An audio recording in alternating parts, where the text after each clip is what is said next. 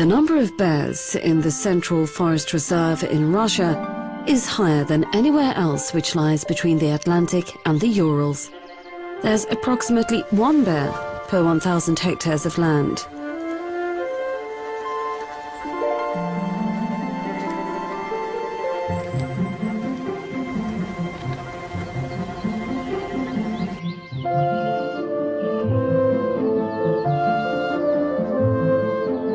For centuries, impassable marshes and dense thickets have protected these forests and their inhabitants from human intervention. This is what has preserved the conifer forest, which is 360 kilometers west of Moscow in the Tver region. In 1931, the Central Forest Reserve was founded here. There's a small village hidden in a remote part of the reserve, far from major roads. Around 20 years ago, a family of biologists settled here. Currently, the spot is referred to as the Чистый лес, or the Clean Forest Biostation. This is the only center in Europe which takes care of orphaned bear cubs. Every morning, Sergei Pazhetnov and his son Vasily go out to feed the cubs. The only way bears recognize humans is by their smell. That's why the pair always wear the same clothes when feeding the animals and never use aftershave before feeding them. The entire process of feeding the cubs with porridge takes no more than 30 seconds. Sergei and his son scatter the food and quickly retreat. This is how they teach the cubs to become accustomed to finding their own food, because once they are 7 months old, they will be left to their own devices. Valentin Pazhetnov is an ecologist and the founder of the Biostation. He and his family have lived in the woods for almost 20 years. The biologists raise orphaned bear cubs, keep scientific records, and then release them into the wild. Over the years, Professor Pazhetnov has been able to study bears thoroughly. This is why he has a fence around his small apiary. Recently, 2 young bears came here and completely destroyed 2 beehives. They ate all of the honey. They opened the hives, took the frames out and ate all of the honey, along with the bees. This winter, the scientist will have to do without honey. But Valentin knows that once a bear gets a taste for something, it will continue to search for it relentlessly. Persistence is typical of bears. Valentin's observations and stories will all be included in his book about living at the biostation and working with bears. The main message is, if the people realize how much a bear cub and a child have in common, maybe they would stop killing bears in such a cruel and senseless manner.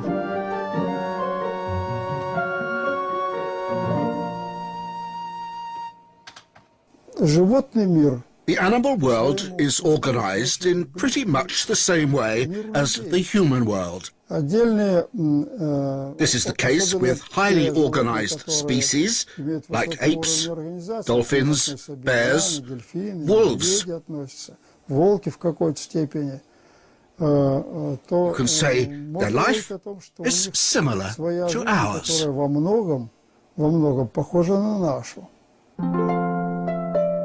The Pazhetnov's house looks like a bear museum. Most of the gifts that visitors like to give to the biologists are based on bears. They are everywhere. Ceramic bears, stone bears, iron bears, wooden bears and even glass bears.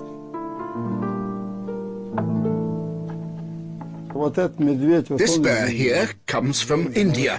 It's malachite. And this little bear, he is from Japan. It even looks Japanese.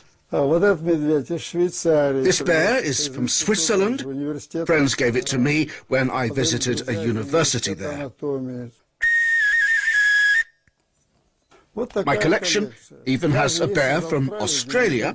You see, the koala is not a variety of bear.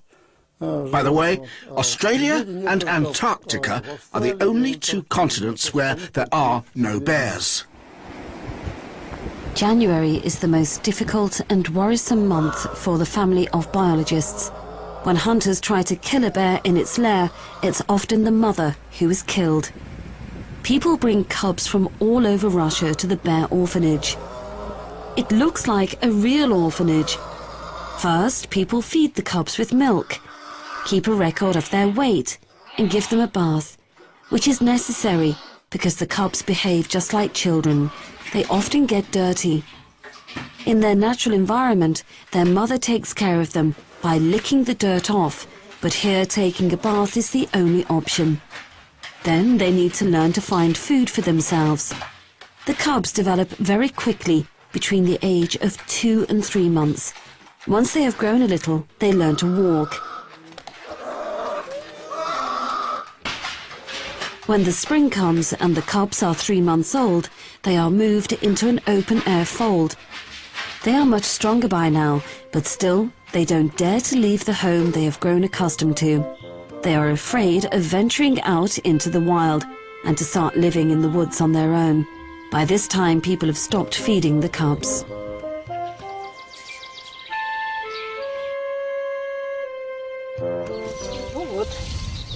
These are the bear's dishes. They're all washed and clean. The cubs have grown, so they no longer need them. Now they're going to find food on their own, and the dishes will be put away until next year, until February. Valentin's wife Svetlana is also a biologist. To her, all of the cubs raised at the biostation are like family members. We get used to them. Some of them are my favorites, while others are naughty. But the main thing is that we can release them. Finally, they will have a home, because what we gave them was just a temporary shelter, to let them grow a little stronger. As scientists, we realize they'll be better off on their own. So, of course, we don't think of them as our property.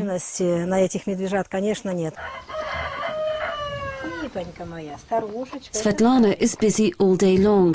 She has lots of things to do.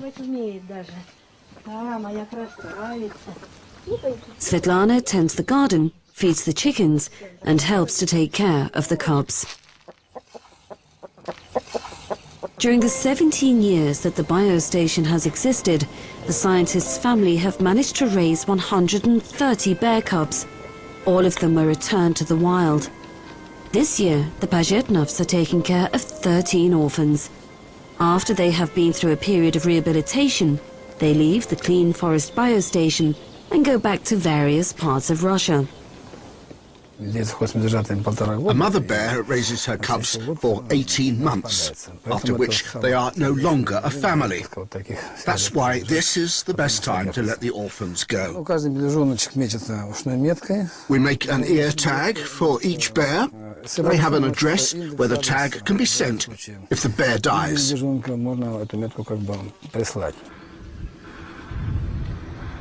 The only thing that the Pazhetnovs could rely on was their enthusiasm, until the International Fund for Animal Welfare began to support them.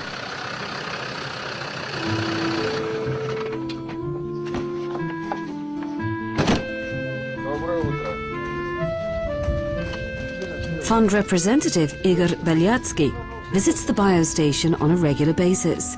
He brings humanitarian aid for the babies. They need diapers and milk formulas just like babies do.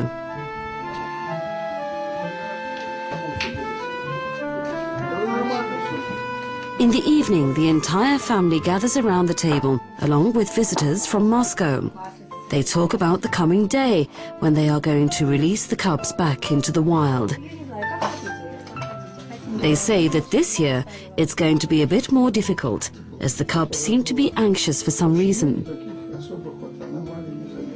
This project is unique. There are similar projects in other countries, like Estonia, Canada and the United States, but Valentin Pazhetnov was first to do this on such a scale. Several years ago, volunteers from various countries started coming to the woods of Tver. Igor Belyatsky brings not only supplies to the bear nursery, but also volunteers, many of whom are foreigners. Having stayed at the biostation once, some of them return. and bring their friends and colleagues with them. The number of people who want to go there is more than the station can accommodate. Volunteers are given various assignments related to maintaining the station. If they are lucky, they will see a bear. The Pazhetnovs have plenty of things for the volunteers to do. Yes, but I think he's given that to Sergei. Language isn't an issue. They understand each other quite well. Daniel comes from England. Back home, in a small town, he's an environmental activist. But of course there are no bears there. Daniel never imagined that he would spend a summer in the midst of the Russian woods, fixing a fence around a fold for bear cubs.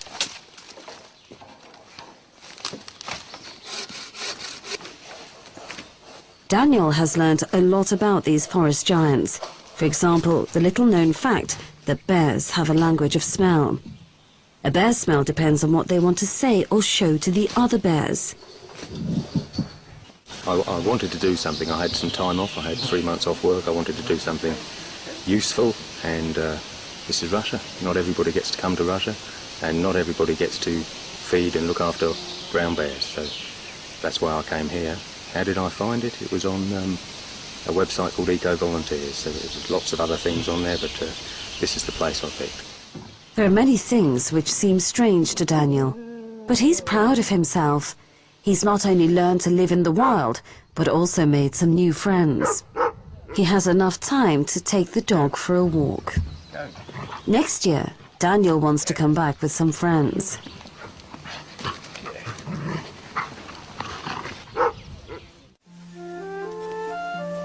By September, it's time to let the cubs go into the woods.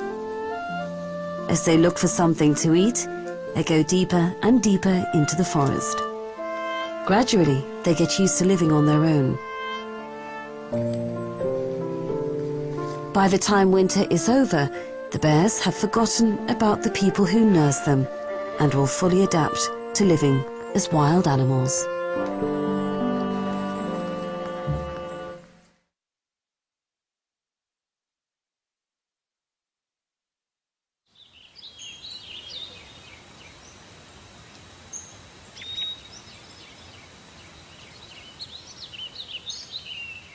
The Central Forest Reserve was founded in the early 20th century for the purpose of creating a virgin territory which would feature plants and animals typical of the European part of Russia.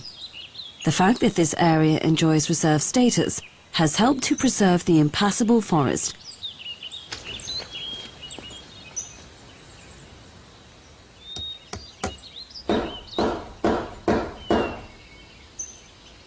Being a ranger, Sergei Stepanov spends most of his time deep in the woods. He has to maintain the guest house and check the bathhouse. It's quite popular with visitors during the cold autumn and winter months. The first time Sergei came here was as a tourist. After his first visit, he dropped out of a university in Moscow and moved to the reserve to work there. He now leads a team of workers, making arrangements for a group of foreign visitors arriving shortly. They have to prepare everything so that the guests are comfortable and can take a tour of the reserve. Sergei sent inspectors out to check the trail. They will examine this 6-kilometer-long path designed specifically for walking through the virgin forest. Some people just want to spend a couple of days in the forest. They come during the winter just to stay here without doing anything special. The Nachnaya River flows quietly among the dense bushes and grass. Graylings come here to spawn, and there are even some trout. But bears and badgers are the only ones allowed to fish here. Fishing at the reserve is prohibited.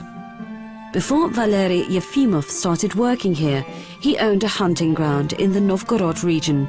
But 10 years ago, he reviewed his attitude towards nature. In a reserve, the main goal is to recover and maintain the population, while at a hunting ground, the goal is to kill. Here, it's different. I'm not getting any younger. People my age want to leave something behind after they've gone. I'd say it's better to give something to nature than take away from it. Valery is concerned that his young helper, Vasily, may decide to move to a city after he leaves school. The trend is that most of the young people who live here are boys. We have hardly any girls. Well, there are college students who come and go. Local girls usually want to move elsewhere. So far, Vasily Shubyenko is happy to walk along the trail. He knows a lot about animal footprints. He's in his final year at school and wants to be a biologist. This is a bear's footprint, 4 to 5 years old. They walk along this path every year. This is a typical bear footprint. If you try to run away, they can attack you, but if you stand still, they will just take a look at you and move on. Some people will even tell a bear in a calm voice, "Go away! On your way! Get out the way!"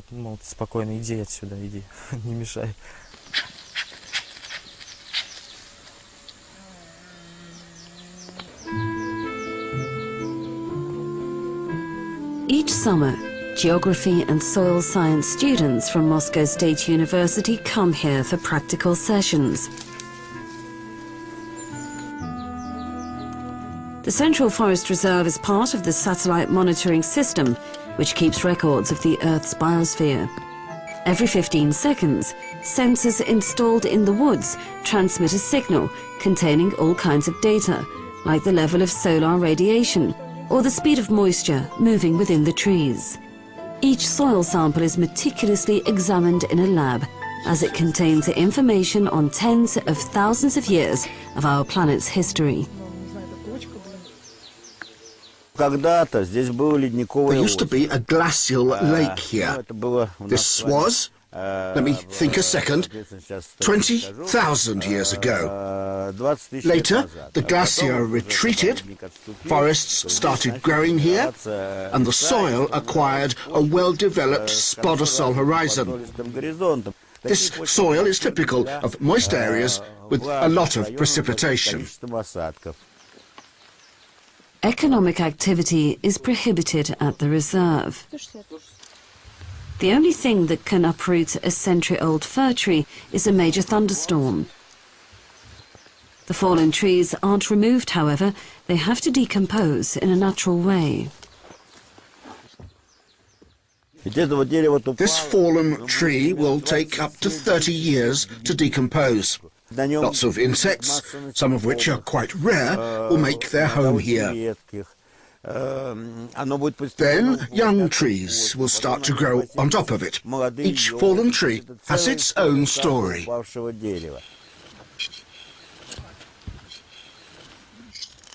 Even ordinary moss from a marsh contains crucial data for scientists. Andrei Numukhin gathers material for his thesis on sphagnum, the most common variety of moss in Europe. Sphagnum dominates the marshes. It can accumulate much water, which determines how marshy the area is. Plants which grow on the surface receive no minerals from the soil and fully rely on what they get from the atmosphere.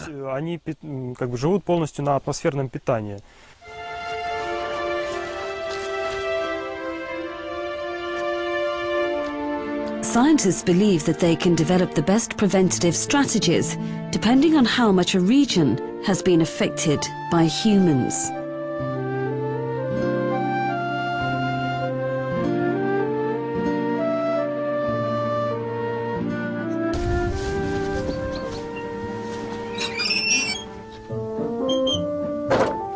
Analyzing moss enables the scientists to know ahead of time which area may soon become arid or marshy. This data is widely used in agriculture.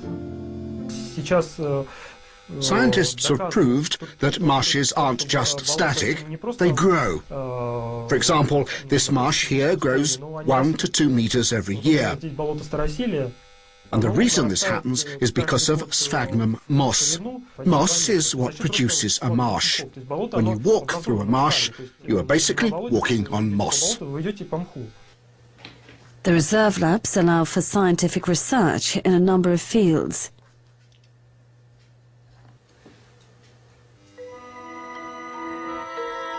This is a craniology storage. It has more than 3,500 skulls from 17 different species of animal from various parts of Russia. Most of these skulls were donated by hunters. Nikolai Koroblov, the son of the head of the craniology lab, wrote a thesis based on the data he collected as he examined the skulls.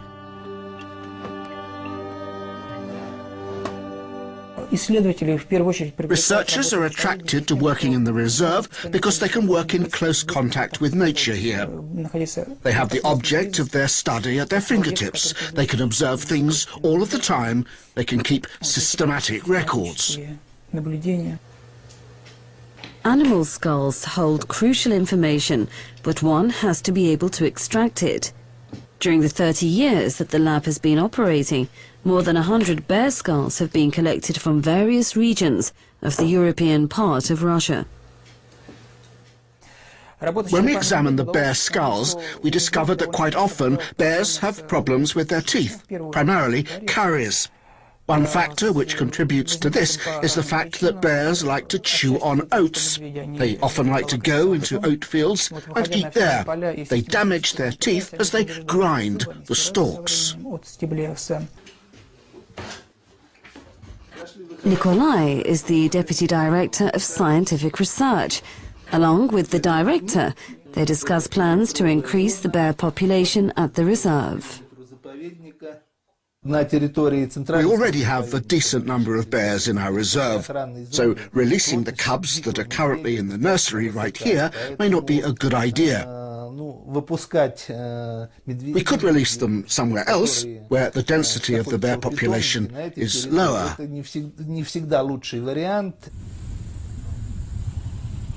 In order to help the bears, boars and birds living at the reserve to find food, there are around 10 oat fields. In early August, Nikolai Potyomkin goes out to inspect the fields.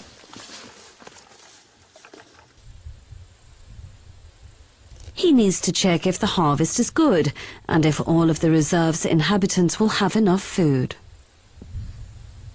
It all depends on what kinds of bears are present at the moment. There is a clear-cut subordination. If there is a large bear living in this area, smaller bears tend to move elsewhere. Bears can go into the fields without fear of being shot, as hunting is prohibited here. Oat fields help to retain the bear population within the reserve and can also be used as a convenient observation ground. If one is patient enough, one can take a peek at how bears live in the wild. There's a tower close to the edge of the field for visitors to watch the bears. They get a much better view from the tower and it's safer. We can also let you listen to the wolves howling in the wild. Many tourists enjoy this kind of activity. You don't have to remove animals from their natural environment in order to enjoy nature and the animals. Bears are often associated with Russia, and there's good reason for this. There used to be plenty in the country, but today the brown bear is listed as an endangered species. There are approximately 200,000 left worldwide, and the majority, 120,000 of them, are in Russia. Here in Russia, people consider the bear to be the king of animals and call them father out of respect. One thing we should all remember is not to bait a bear, as they can be very unpredictable.